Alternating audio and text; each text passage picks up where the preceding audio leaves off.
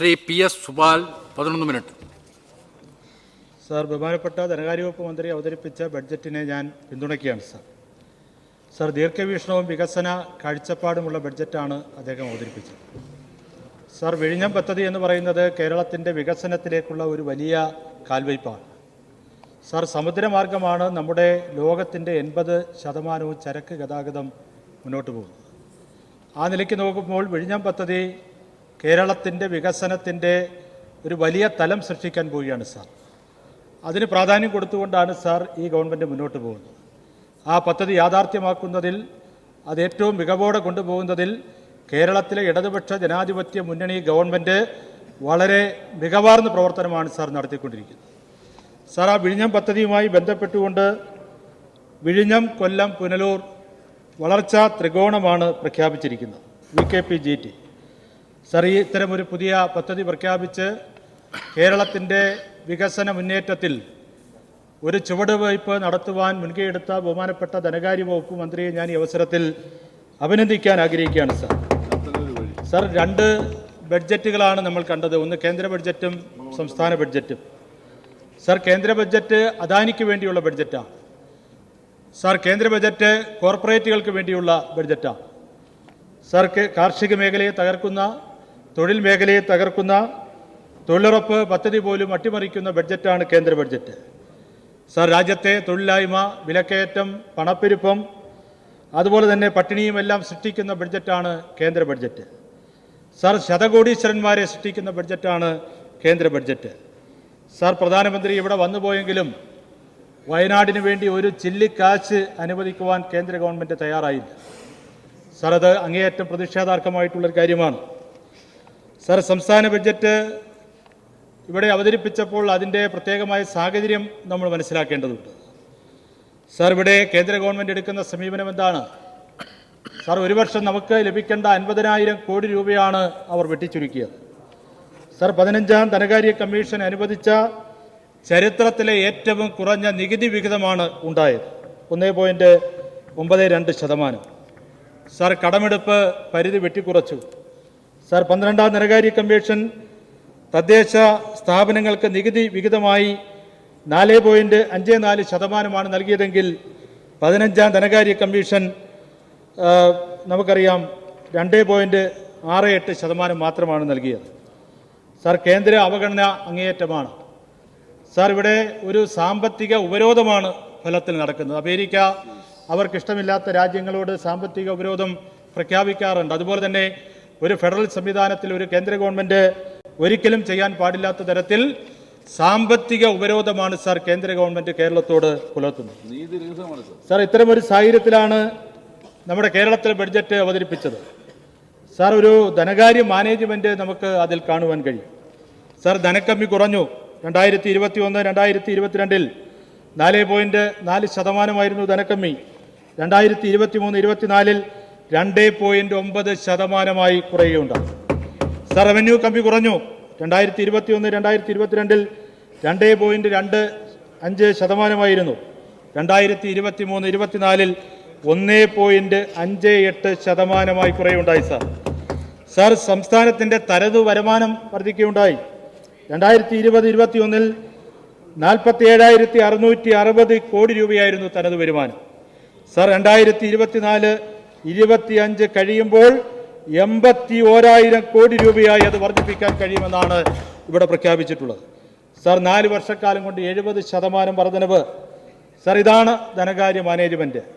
Sir, അതാണ് ധനകാര്യമന്ത്രി പറഞ്ഞത്. നമ്മുടെ സംസ്ഥാനത്തെ സംബന്ധിച്ചിടത്തോളം ഈ ബഡ്ജറ്റ് അവതരിപ്പിക്കുമ്പോൾ സന്തോഷകരമായിട്ടുള്ളൊരു കാര്യം എന്ന് അദ്ദേഹം പറഞ്ഞു. നിങ്ങൾക്ക് വലിയ സന്തോഷമുണ്ടാകില്ല എന്നുള്ളതറിയാം. സാർ, ഇവിടെ ഡൽഹി തെരഞ്ഞെടുപ്പുമായി ബന്ധപ്പെട്ട ചർച്ചകൾ നടന്നു. സാർ, ആ BJP അധികാരത്തിൽ എത്തിച്ചതാരാണ്? സാർ, കോൺഗ്രസ്സാണ് ഡൽഹിയിൽ. സാർ, BJP വിരുദ്ധ വോട്ടുകളെ അവർ ഭിന്നിപ്പിക്കുന്ന സമീപനമാണ് സ്വീകരിച്ചത്. സാർ, BJPയോട് നേർക്കുനേർ മത്സരിക്കുന്ന സംസ്ഥാനങ്ങളിൽ കോൺഗ്രസ് പരാജയപ്പെടുകയാണ്. രാജസ്ഥാനാണെങ്കിലും ഗുജറാത്ത് ആണെങ്കിലും ഏറ്റവും ഒടുവിൽ ഹരിയാനയിലും നമ്മളതാണ് കണ്ടത്. സാർ, ഇവിടെ മറ്റ് സംസ്ഥാനങ്ങളിൽ പ്രാദേശിക പാർട്ടികളുടെ ചിറകിലേറിയാണ് കോൺഗ്രസ് പോകുന്നത്. സാർ, ഇവിടെ വീക്ഷണം പത്രം നമ്മുടെ ഡൽഹി തെരഞ്ഞെടുപ്പ് കഴിഞ്ഞതിന് ശേഷം പിറ്റേന്നിറങ്ങിയ വീക്ഷണം പത്രത്തിൻ്റെ ഒരു ഹെഡിങ് ഒന്ന് കോൺഗ്രസ്സുകാർ വായിച്ചിട്ടുണ്ടാകും, കണ്ടു കാണും. സാർ ആപ്പൂരി തലവിധി, ആപ്പൂരി തലവിധി. സന്തോഷം സാർ ആരുടെ ആപ്പാണ് സാർ ഊരിയത്? സാർ ആരുടെ ആപ്പാണ് സാർ ഊരിയത്? നിങ്ങൾ ഇന്ത്യ മുന്നണിയുടെ ആപ്പാണ് സാർ ഈ കോൺഗ്രസ് എന്ന് പറഞ്ഞ പാർട്ടി ഊരിയത്. സാർ ഇവിടെ സാർ ലീഗിനും കുറവൊന്നുമില്ല, സാർ ലീഗിനും കുറവില്ല. ചന്ദ്രികയുടെ ഇതുണ്ട് സാർ. ഡൽഹിയിൽ ആപ്പ് വീണു. ഒരേ തൂവൽ പക്ഷികളാണ്. നിങ്ങളുടെയും സംഘപരിവാർ മനോഭാവം ഞങ്ങൾക്ക് മനസ്സിലാക്കാൻ കഴിയും. സാർ ഇന്ത്യ മുന്നണി എന്ന് പറയുമ്പോൾ കോൺഗ്രസ് പാർട്ടിക്ക് കഴിഞ്ഞ 2 തവണ പാർലമെന്റിൽ 3 അക്കം ഉണ്ടായിരുന്നില്ല, പ്രതിപക്ഷ നേതൃസ്ഥാനം ഉണ്ടായിരുന്നില്ല. സാർ ഇന്ത്യ മുന്നണി രൂപീകരിക്കപ്പെട്ട് ഇന്ത്യയിലെ എല്ലാ പ്രസ്ഥാനങ്ങളും പ്രതിപക്ഷ പാർട്ടികളും ഒരുമിച്ച് നിന്ന് മത്സരിച്ച് എല്ലാവരുടെയും വോട്ട് സമാഹരിച്ചാണ് സാർ കോൺഗ്രസ് എന്ന പാർട്ടിക്ക് പാർലമെന്റിൽ 3 അക്കം ഉണ്ടായതും പ്രതിപക്ഷ സ്ഥാനം നിങ്ങൾക്ക് നേടാൻ കഴിഞ്ഞതും. നിങ്ങൾ ഇരിക്കുന്ന കൊമ്പ് മുറിക്കുന്ന സമീപനം സ്വീകരിക്കരുത് എന്നാണ് നിങ്ങളോട് സൂചിപ്പിക്കാനുള്ളത്. സാർ കേരളത്തിൽ LDF തകർന്നാലും BJP വളരണമെന്ന് ആഗ്രഹിക്കുന്ന പാർട്ടിയാണ് കോൺഗ്രസ് പാർട്ടി. നിങ്ങൾ കേന്ദ്ര സർക്കാരിനെതിരായിട്ടുള്ള ഒരു പരാമർശവും നിങ്ങൾ നടത്തിയില്ല. ഇടതുപക്ഷ സർക്കാരിനെതിരായിട്ടുള്ള പരാമർശങ്ങളാണ് ബഡ്ജറ്റിലും നിങ്ങൾ നടത്തിയിട്ടുള്ളത്. സാർ ഇവിടെ പട്ടികജാതി പട്ടികവർഗ വികസന മേഖലയുമായി ബന്ധപ്പെട്ട് അവഗണനയാണ് LDF ഗവൺമെന്റ് എന്ന് നിങ്ങൾ പറയാറുണ്ട്. അതിലെന്തെങ്കിലും വാസ്തവമുണ്ടോ?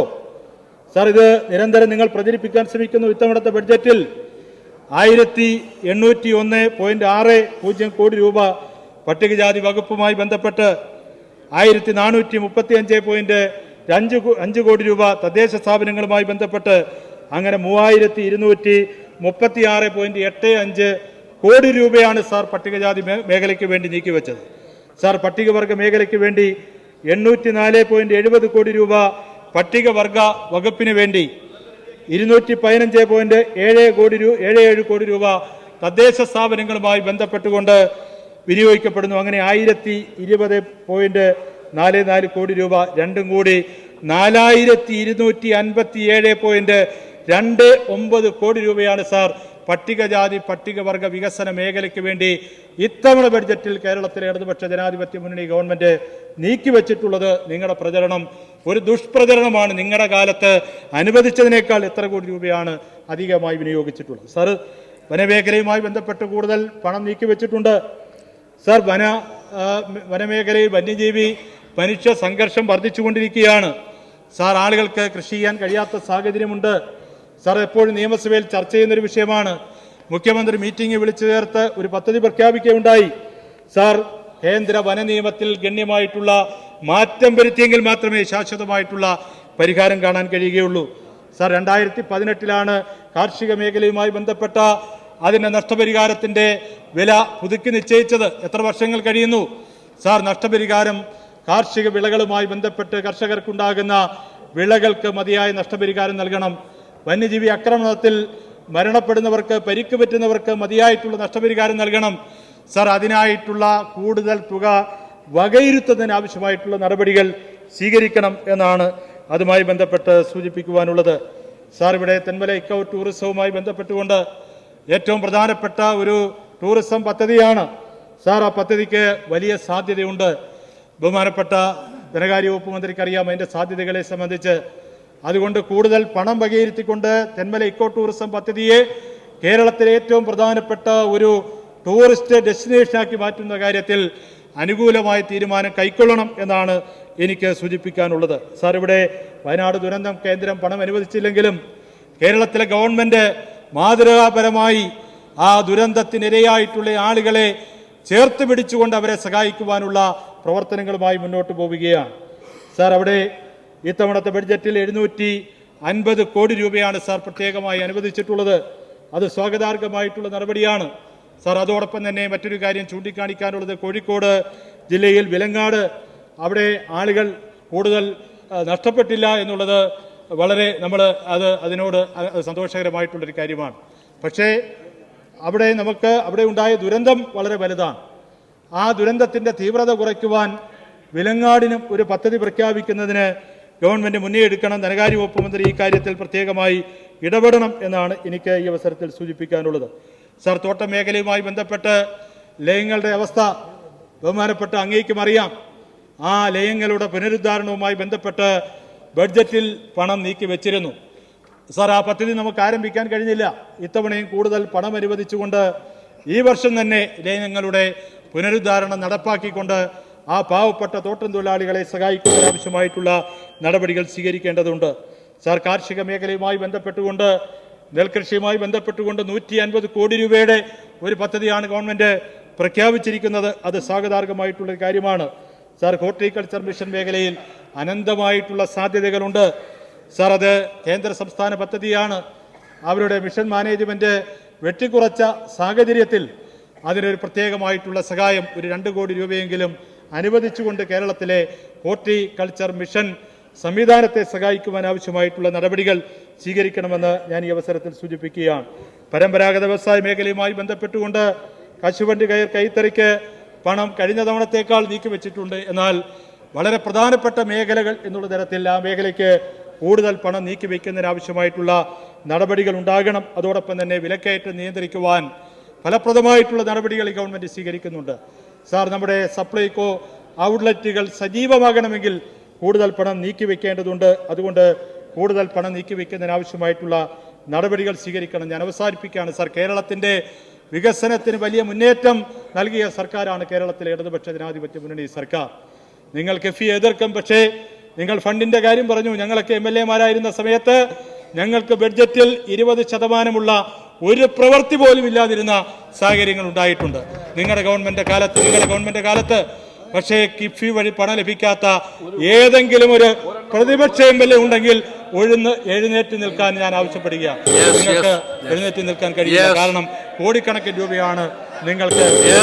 സാർ, ഈ ഗവൺമെന്റ് വിവേചനമുള്ള ഗവൺമെന്റ് അല്ല. ഈ ഗവൺമെന്റ് പ്രതിപക്ഷ വിവേചനം സ്വീകരിക്കുന്ന ഗവൺമെന്റ് അല്ല. എല്ലാവരെയും ചേർത്ത് പിടിക്കുന്ന ഗവൺമെന്റാണ് കേരളത്തിലെ ഇടതുപക്ഷ ജനാധിപത്യ മുന്നണി ഗവൺമെന്റ്. ഈ ഗവൺമെന്റ് ഇനിയും തുടരും എന്നുള്ള കാര്യത്തിൽ യാതൊരു സംശയമില്ല. ഈ ബഡ്ജറ്റിനെ ഞാൻ പിന്തുണയ്ക്കുകയാണ്.